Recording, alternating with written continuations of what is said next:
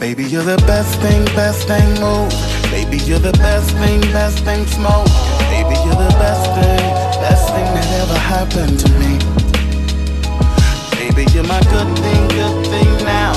You gon' be my good thing forever. Baby, you're the best thing that ever happened to me. You are.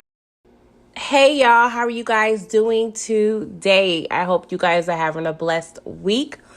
Welcome to Pretty Girl Loves Trap content. This is my Power Book 3, Raising Kanan, Episode 2, Reaping and Sowing Review / Recap.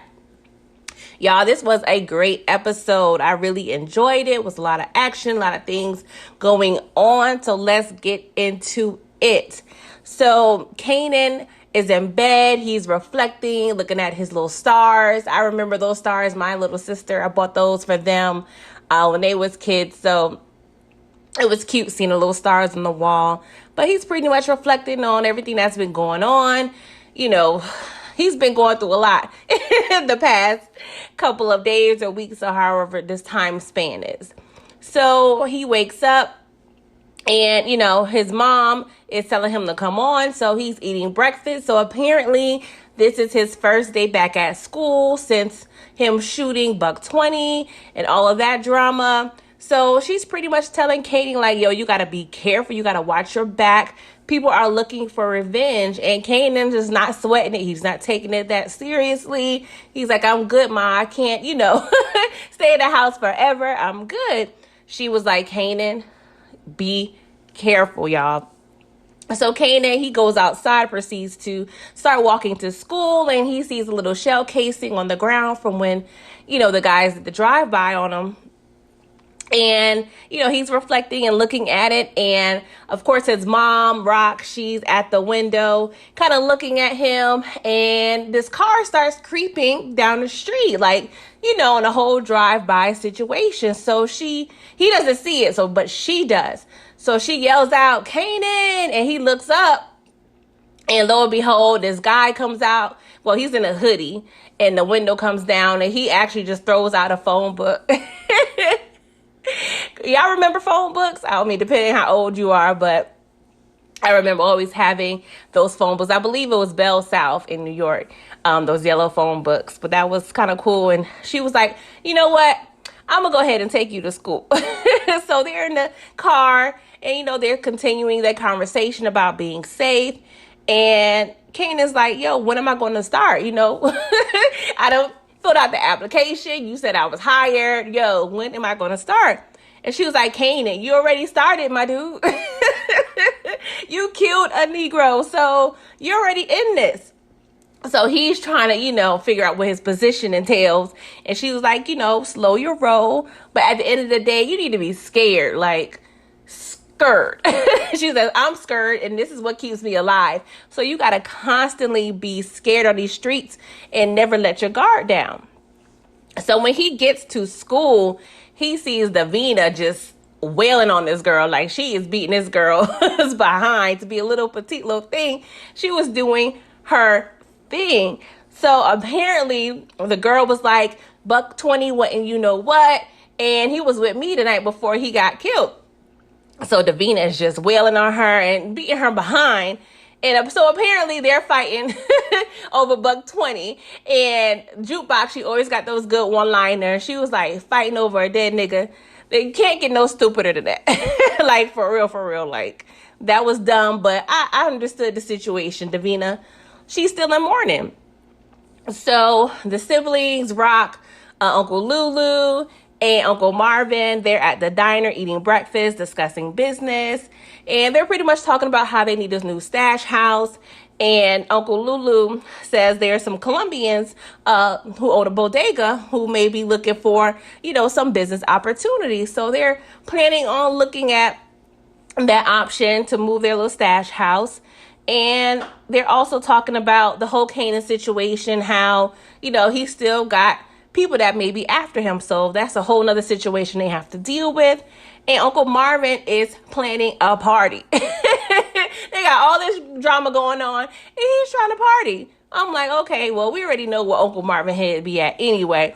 And Rock, she was talking about, I'm trying to build a business, and you over here trying to plan a party. I just love the dynamic of these three siblings.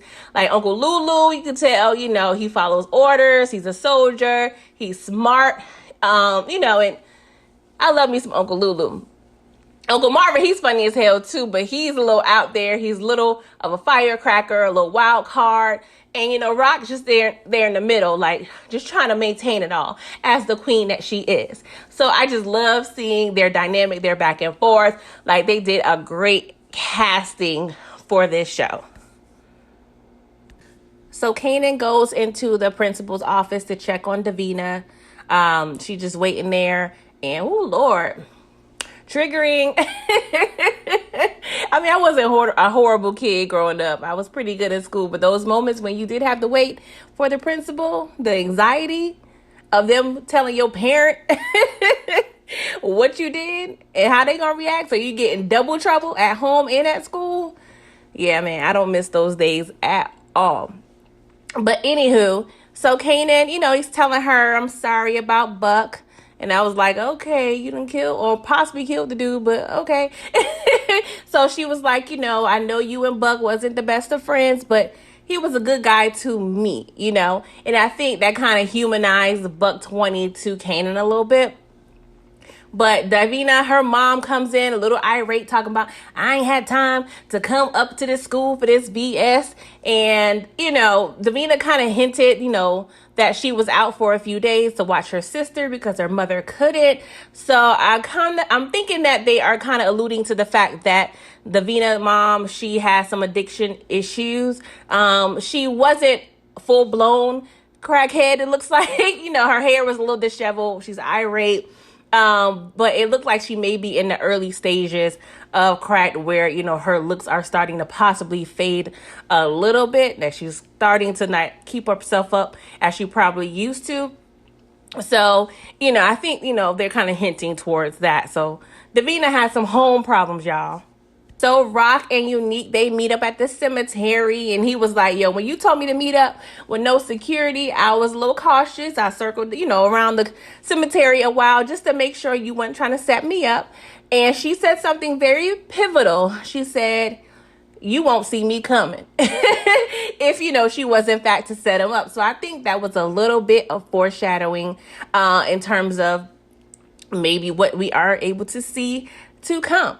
So, Unique proceeds to tell Raquel, who, by the way, Raquel got this little bomb-ass crop puffer jacket, bubble coat, depending on where you're from. You may call it different things, but it was hella cute. Like, it was nice little brown color.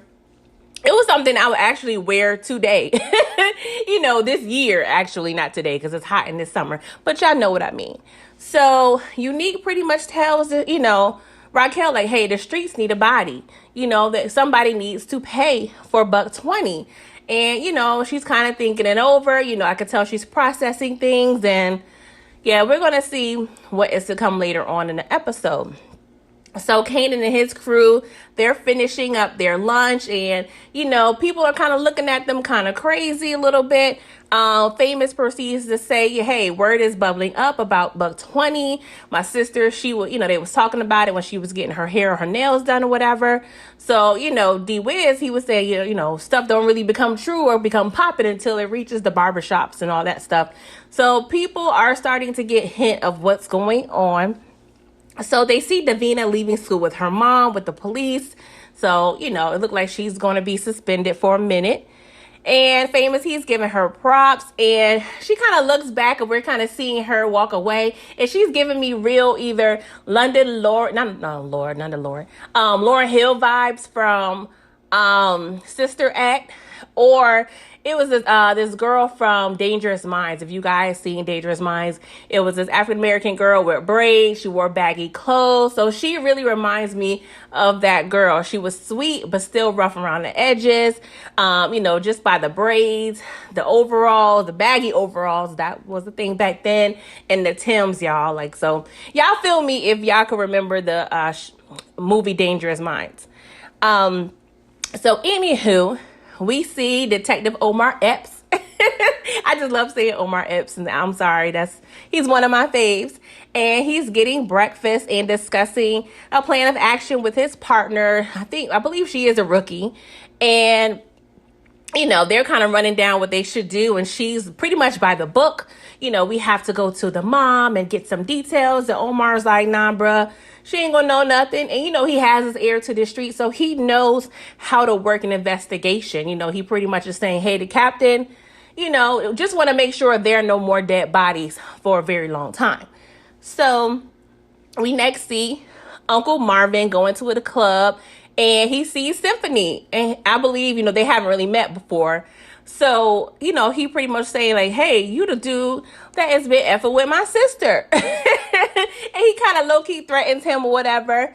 And for Symphony, he holds it down. He holds his own, say, pretty much let him know, like, I ain't want to be punked. And Uncle Marvin kind of gives him his props, like a little test or whatever. So he's like, I'm just effing with you. You good with me. Just make sure your intentions with my sister are pure. Okay? Because I don't want to have to F you up. I mean, he didn't say that part. But we know if something was to go down, Uncle Marvin behind, he'll be the one that will have to straighten Symphony up. So he asked for Tony, the little white publicist, and she is, they cut to a scene where they are in the office and she's sampling some coke and offers him to join. He declines. And I do feel like this is probably a little bit of foreshadowing. I know with the Power Book universe, nothing is by mistake. Everything, every word, every line, every gesture has a meaning. So I don't know, maybe we'll see him doing coke or something later on. I don't know. But I think they made that little specific part very intentional with him declining the drugs. But, he asked her, hey, is she okay? She was like, well, if you haven't noticed, I'm in mourning, okay? My little doggy, he's went through something and he's gone now. And she was pretty much saying, hey, I think your sister did it. And he was like, nah, Rock love the pets. Like ODB love the kids. She love the pets. Like, nah, it would never be her. And she actually kind of likes you. You know what I'm saying? You kind of hold your own. She don't normally fuck with, white girls. But, she's cool with you. So he did a good job cleaning that up. Kind of throwing her sin off a little bit. No pun intended. Regarding her dog being killed. So we'll see how this, evolves in the future. So now we also see Detective Omar. He goes into Unique's spot, which is a tailor. And I know they referenced this a few meetups ago. When he talked with Raquel, he references she used to go to the shop to kind of tighten up her coat. So I knew we would see eventually him having either a front or a spot at a tailor office or a cleaner's or something. So when Omar Epps is walking into his spot, I mean, he just took me back. He his broad shoulders and his leather coat. He gave me like a cue from Juice if he became a cop. He was just, he got that walk. I just love me some Omar Epps, y'all. Sorry. So he goes in to the back, and of course Unique's homeboys was like, bro, what you doing? You can't be just walking back here. And Unique was like, nah, he's cool. And Detective Omar Epps, he was like, yo, we can't be having no more dead bodies around here, especially kids. You know what I'm saying? So he asked to talk to Unique alone, and he tells Unique, hey, Raquel taking over for High Post was the worst thing that ever happened to the South Side. I don't know if she don't know the rules or she don't give a F about the rules, but there can only be one king, one kingdom, and one crew. And I will make sure you become that king if you make sure that no bodies are dropped. So you could tell like Omar Epps either is have some sort of connection or, some type of thing going on with Unique and not really effing with Raquel. I don't know if he and Unique are from the same block or whatever, or another reference Unique brother who's locked up. They may be the same age. So it's something going on, or he may just be a male chauvinist and like he don't want no women becoming, the ruler of no drug kingpin. So yeah, I'm probably not going to enjoy seeing Omar Epps in future episodes. because I feel like he's going to be gunning for Raquel, maybe trying to set her up or sabotage her, but I'm not going to be here for it. So I'm going to be real conflicted in my heart in the future, y'all, between Omar Epps and his character. Okay, moving on. So Kanan and his crew, they're walking home from school, and the camera does this great shot of them walking, like they show it from the ground up. So you see everybody rocking Timbs. The leaves are blowing. It's obviously fall. So I love that they're being intentional with straight New York-ish. I mean, Tim's is a New York-ish. I can't say any other, state or city rocks them, but Tim's is just a New York thing. So yeah, I love the way they are very intentional with certain things in terms of the style. I'm not sure who necessarily created. I can't say, hey, Tim's origin, New York City, but we are definitely known for rocking Tim's. So Uncle Marvin, he pulls up on them and pretty much tell Kanan, yo, get in the car. I'm here to take you to your new after school job. Because you remember Rock said, hey, Kanan need to be working on the stash house. Of course, Kanan didn't know this plan at this time, so he's a little confused. So Uncle Marvin also offers Jukebox a ride. Of course, that's her dad. And she declines. And it's weird because they have this weird, awkward relationship. I'm not sure if it's some regular teenage girl and father-ish or something real deep. We feel, there is some resentment towards her not taking the test to go to a different school. And, Marvin just seemed real, like, immature and goofy. And, he doesn't seem that open-minded. So I can see where, some of the breakdown may be occurring. But at the end of the day, where is her mom? I know they were going to touch on this eventually, but I need to know where the girl mama at. And something's telling me possibly maybe she probably, on drugs or something. I don't know. But I need to know where she is. Did she die? Like, come on, it's episode 2. The suspense is killing me. But I guess I have to be patient on that. So next scene, Rock and Lulu, they go into the bodega and they run into Famous and D-Wiz. And so, they're asking, hey, how y'all doing? They was like, nah, we're just gonna get some pizza, play some video games. So Uncle Lulu offers them, I think, like $10. $10 back in the day, y'all. $5 back in the day will set you straight, especially in New York. You go to Bodega, you get you some candies, get you some chips, a quart of water. Like, those were the days when $10 would go hella far. That would probably last you a whole week with snacks and lunch throughout the day. So, Lulu was like, just, tell your sister, I said hi. And so Famous is like, I don't see her like that. Like, he was like, don't you guys live in the same house? He was like, yeah, but she in school, she busy. So it's obvious that Famous does not want his sister around Uncle Lulu, but it's going to be inevitable. Like, it's going to happen. So that's going to be some drama in the future. So Rock asked D-Wiz, hey, how's your mom doing? He was like, yeah, she's a little nervous. My brother just got home from jail. That's a whole nother thing, y'all. When somebody comes home, they got to get acclimated. They probably became a worse criminal in jail, so they probably wilding out right now. So Rock and Lou, they kind of exchanged this look when D-Wiz was, looking. So I'm like, oh, Lord, what this is about. So, they tell him, all right, y'all have fun. So Rock and Lulu go into the bodega and you see this woman. She's at the counter and her eye is effed up, y'all. Like, she got the worst black eye ever.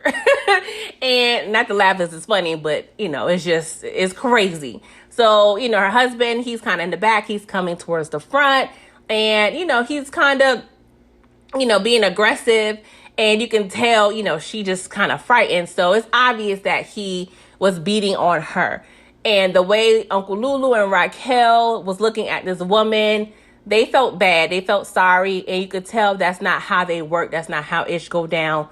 Where they from. That's definitely probably a forbidden thing in their family. So I think, they're going to have their eye out on the husband. So they proceed to kind of go in the back. And, the husband shows like their little area that they can, have their little stash house. And he's trying to talk to Uncle Lulu about breaking down the numbers of his profit And Uncle Lulu was like, nah, bro, you need to talk to her. She's in charge. So you could tell the husband did not like that at all. He's just one of those male chauvinists. And, he doesn't believe that women should have any power, any say so. You can already tell off rip. So he didn't like that. But they come to an agreement. And so now here comes the new stash house. And I could tell that the husband is not going to be around long. Just the way, Rock was just looking at his wife. And I could see maybe they plotting to kill him, and maybe Rock can take her under her wing. I can see a whole list of possibilities, y'all. I'm about girl power and all that stuff. So I think, the wife's position is going to be temporary. Like, something's going to happen and her life will be changed for the better. I mean, if it's in the drug business, so it may come down again. So wavy for the birds. Who knows, y'all? But getting beat on is definitely a no-no. So Uncle Marvin and Kanan, they pull up at the stash house, and Kanan was very underwhelmed. He's like, what is this? This little abandoned house doesn't look like anybody is living here clearly. And from, of course, the looks of things, it looks like this is their current stash house, and the place that Rock and Lulu are peeping out behind the bodega is going to be the new stash house. So, this is the current stash house at this time. And Uncle Marvin was telling Kanan, yo, make sure you come here every day after school. Make sure you do your homework, because your mom said if you are slacking in the books, this job is over, finito, done. Of course, Kanan is not feeling this. He want to be out in the streets, y'all. He want to be putting in that work. But, he got to crawl before he walk. So we see, scene was kind of exciting for me. I mean, there wasn't much going on, but I was so excited because this scene was shot across the street from where I grew up, y'all. So Jukebox is on the side of the street with a bunch of other hustlers selling boosted polo gear.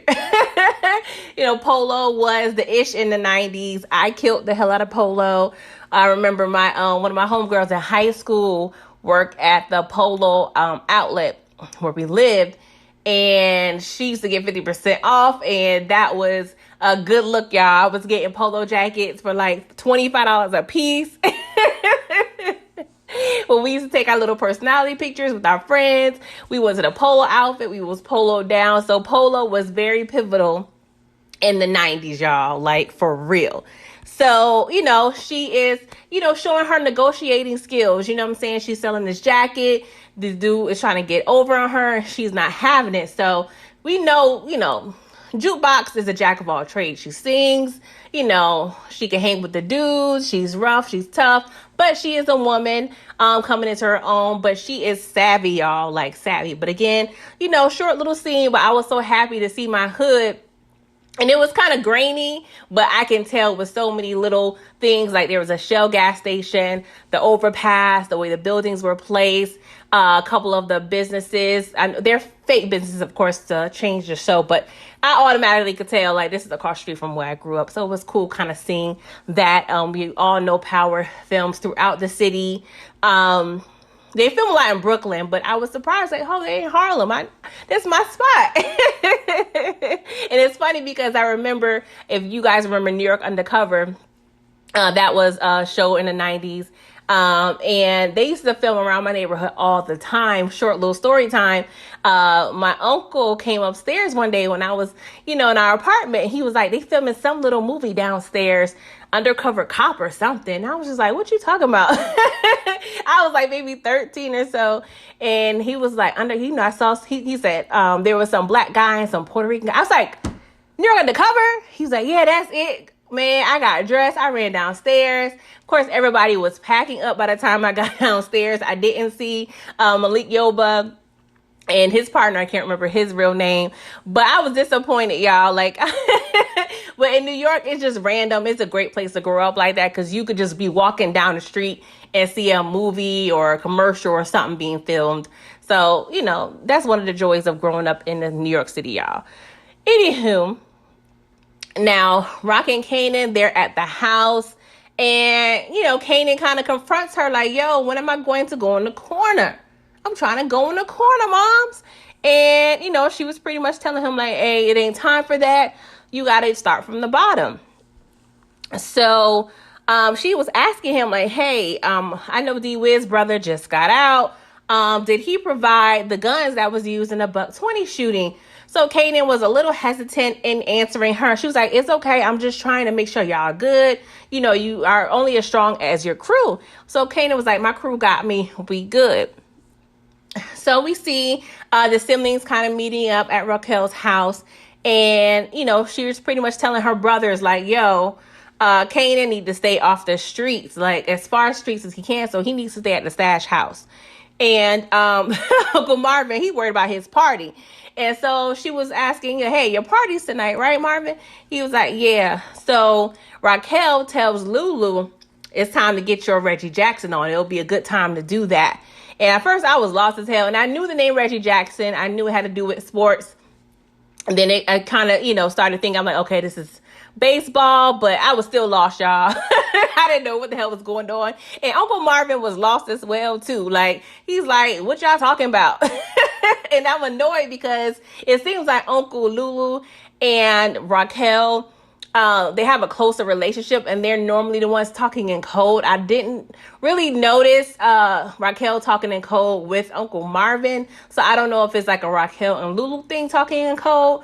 But yeah, Marvin was lost, and I immediately thought about episode 1 when Kanan was like, here's Uncle Marvin. He never missed an opportunity to miss the opportunity. Because he just seemed like he just be in his own little world sometimes. So now we see Kanan. He at the stash house, and he's snooping around, trying to see what's going on. So he notices like there's a basement and there's a door with like 10 different locks on it. And so, you know, the other dude that was, you know, that's a soldier that's, you know, with Kanan in the stash house. I can't think of his name. Sorry. But he was like, what you looking for? He was like, what's in that door? And he was like, none of your business. He was like, well, Raquel sent me here and sent you here to give me, you know, the piece of the game, to let me learn what I need to learn. And he was like, fool, you got it all wrong. You are actually being babysitted right now. I'm your babysitter. I'm here to watch you. You're not here to learn anything. You're dumb as hell. You should have realized that, but that shows how dumb you are. Of course, Kanan get this light bulb thing like, oh my God, like I've been played. Yeah, y'all. That was funny. So we see Jukebox and her girlfriend Nicole. They're at this little swanky little shop downtown. And, you know, they're looking at some clothes, and Jukebox is looking at the tag. And she was just like, no, I'm good. So I guess, you know, Nicole automatically assumed that Jukebox couldn't afford it. So they get into a little argument. And then, of course, they make up out in a little street. And they end up sharing this passionate kiss in the middle of the street. And I'm like, 1, you're 2 women. 2, is a biracial situation going on. And y'all just sharing this passionate kiss. And y'all are clearly teenagers. Like, and I'm not, New York is one of those cities where everybody minds their own business, but it just didn't seem realistic to me since the last episode, you know, not Raquel, Jukebox was kind of, you know, shaking at the thought of kissing the girl. So now y'all all out and about in the middle of the street. Like, it seemed a little off-putting, but hey, we're going to just roll with that. So we see Raquel, she getting all gussied up. She getting all cute and fine in this nice little leather outfit she got on. And Kanan approaches her and was like, yeah, I know why you put me in the stash house, Mom. It ain't right. She was like, hold on before you, you know, get all cute and whatnot. Is a reason to my decision. I wanted to make sure that you knew how to follow orders. And I also wanted to make sure, you know, that, you know, you're doing what you need to do. This is what your dad did, DEF CON, which is a crazy ass name. But at the end of the conversation, she suggests Kanan to invite D-Wiz for a little sleepover to watch a bootleg version of New Jack City. Y'all just love these 90s references. And bootlegs were a big thing back then. My stepdad used to do a lot of bootlegging of VHS tapes and movies back in the day. But yeah, y'all. So we're kind of seeing a plan in action with, you know, regardless if we're seeing a plan immediately, but it's a lot going on. So y'all, we see D Wiz walk in, it's dark, and Uncle Lulu rolls up on him and he's like, "Hey D Wiz, come on in. Come in the car." He was like, is this party going on? Come with. And D Wiz was like, "No, I'm supposed to be watching a movie with Kanan at the house." He was like, "Kanan not gonna be there. He gonna be at this party, so get your behind in, boy." So he was like, "Oh, okay." And so during the same time, we see Jukebox getting off the bus and she sees all this happening. So she just got this worried look on her face like she knows something is up. So yeah, y'all. At this time, like, we're trying to all figure out what the hell is going on.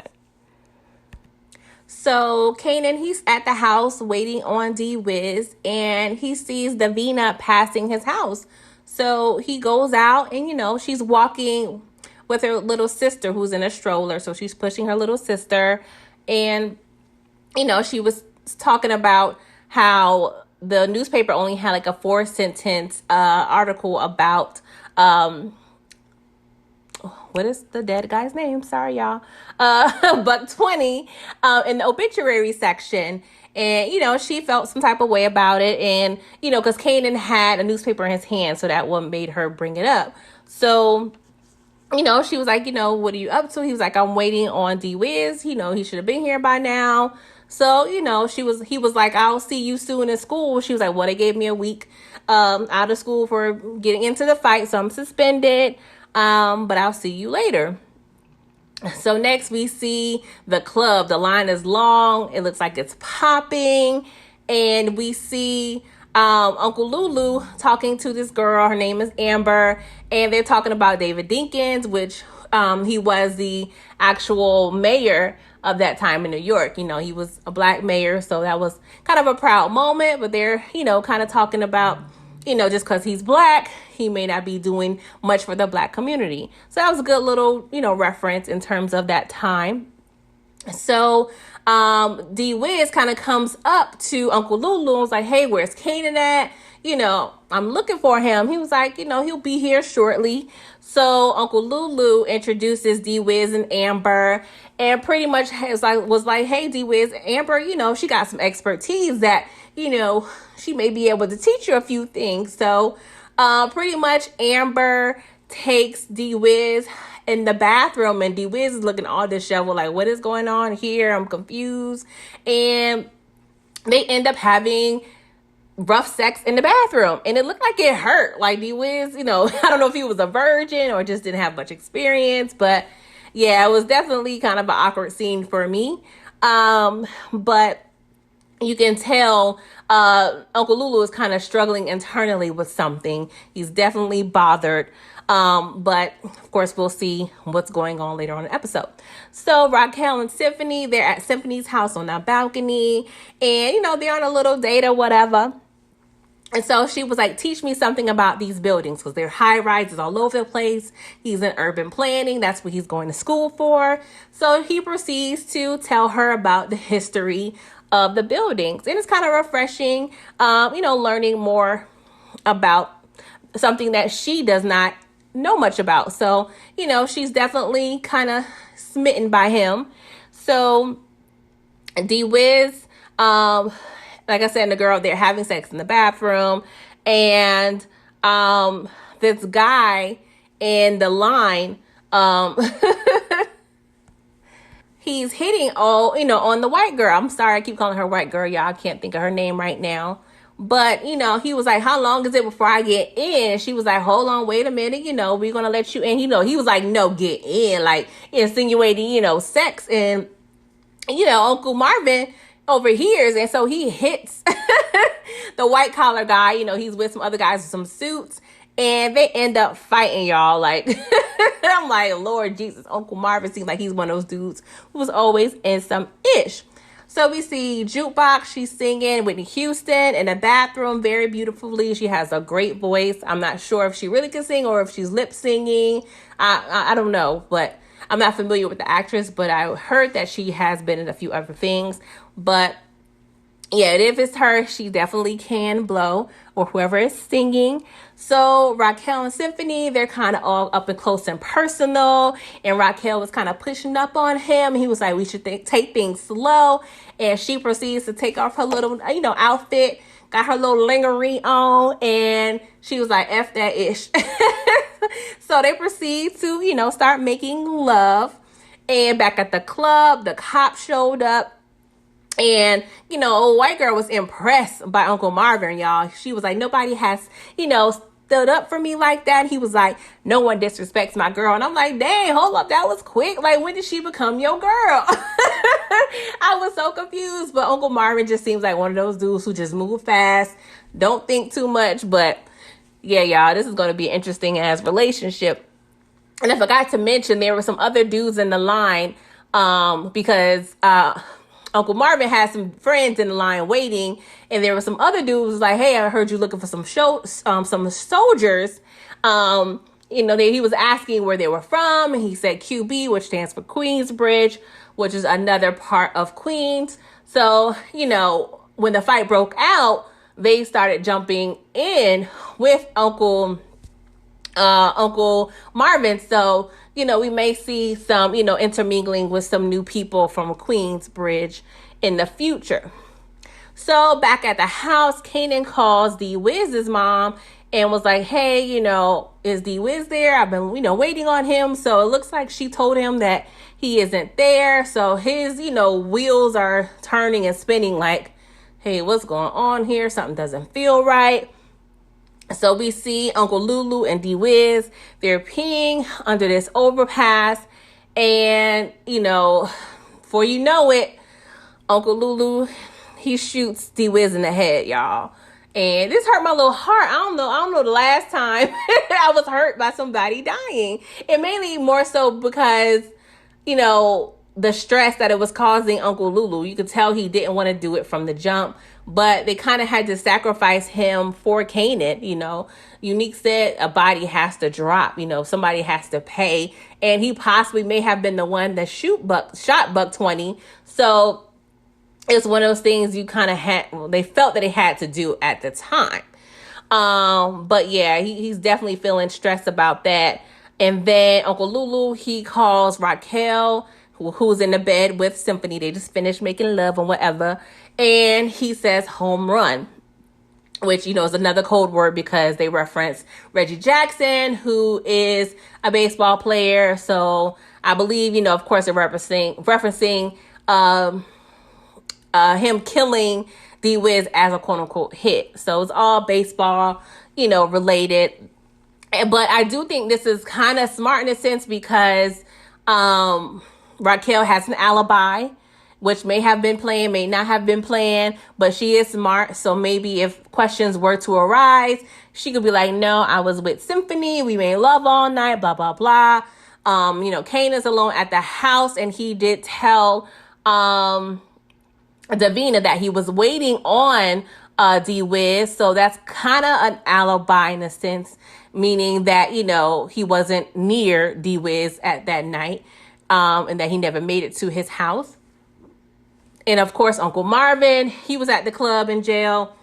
They did see D Wiz, of course, at the club. There may have been some confusion with the fight breaking out. So that may be another alibi, possibly for Lulu. He could say he got lost in the crowd or something. I don't know. This is all going to, of course, pan out in the future episodes because it's going to get awkward and weird. Of course, we saw that Jukebox did see D Wiz go in the car with Uncle Lulu. So she's definitely going to know what's up. But it's going to be interesting to see how things pan out because I do feel like Kanan will actually get wind of this entire situation. But thank you guys for listening. I will see you guys in the next episode. I'm sorry for this long review, but you guys have a great week. Bye.